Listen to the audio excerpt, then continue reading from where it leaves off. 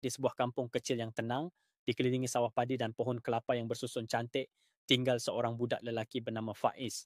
Faiz adalah seorang anak yang ceria dan penuh rasa ingin tahu.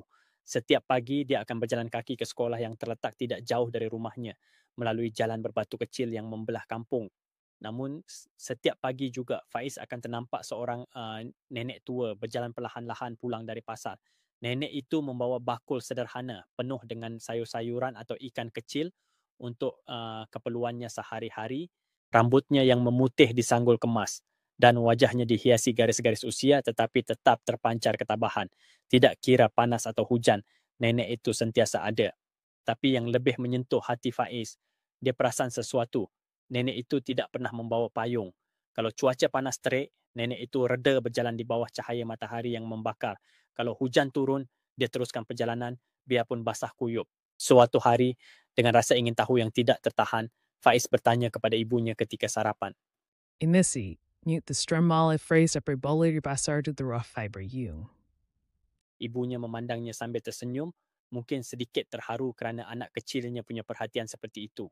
Man kan it into the main boo, Fais. You make of a third main tap to worry to the. Jawapan itu membuat Faiz terdiam. Pada malam itu, sewaktu dia berbaring di atas tikar di dalam bilik kecilnya, kata-kata ibunya terngiang-ngiang di kepala, tak mampu Faiz memandang siling rumah yang diperbuat daripada kayu tua. Di sinilah dia mula buat satu keputusan. Mulai keesokan harinya, Faiz mula menyimpan duit sakunya. Setiap hari ibu dan ayahnya memberinya sedikit wang untuk membeli makanan di sekolah, tetapi Faiz membuat keputusan untuk tidak menggunakan wang itu. Biasanya dia akan beli kuih muih atau gula-gula, tapi kali ini dia simpan semuanya ke dalam sebuah balang kaca kecil yang dia letakkan di sudut biliknya.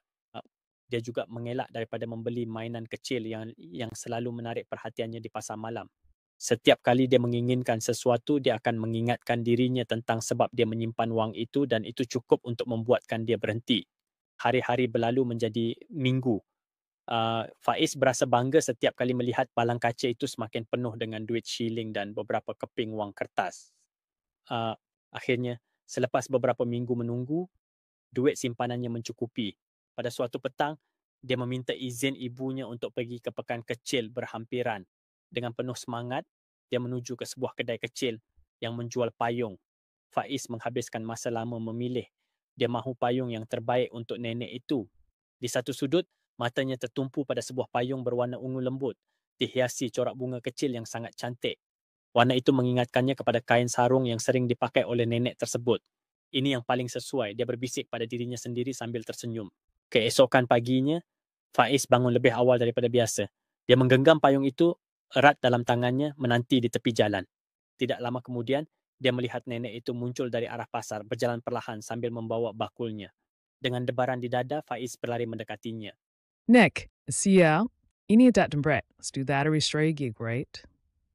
Nenek itu terdiam sejenak, memandang wajah polos Faiz dan kemudian payung yang diberikannya. Air mata mula mengalir perlahan di pipinya yang sudah tua. Dia menerima payung itu dengan kedua-dua belah tangan, senyumannya begitu luas, begitu hangat. Kasi, not kasi. No bikes a cans of emu, and it's a thousand year skin, near intended do I'm Fais and Desabagyu. Faiz tersenyum malu. Dia tidak tahu apa yang harus dikatakan. Jadi dia hanya mengangguk sebelum berpatah balik ke jalan ke sekolah. Sepanjang hari itu, Faiz tidak boleh berhenti tersenyum. Hatinya terasa begitu ringan, begitu penuh dengan kebahagiaan yang dia sendiri sukar terangkan.